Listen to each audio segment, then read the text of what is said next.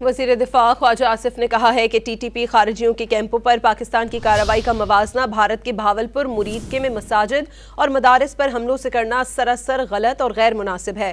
ख्वाजा आसिफ ने एक्स पर जारी बयान में कहा कि अक़वाम आलम और अक़वाम मुत्तहिदा भी अफगान तालिबान के ज़ेर साया अफगानिस्तान में दहशत गर्दी से खाइफ हैं।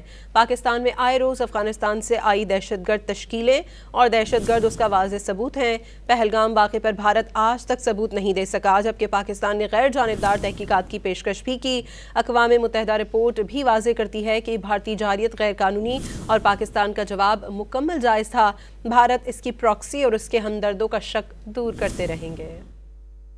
वज़ीर दिफा ख्वाजा आसिफ ने कहा है कि टीटीपी खारिजियों के कैंपों पर पाकिस्तान की कार्रवाई का मवाजना भारत के भावलपुर मुरीद में मसाजिद और मदारिस पर हमलों से करना सरासर गलत और गैर मुनासिब है।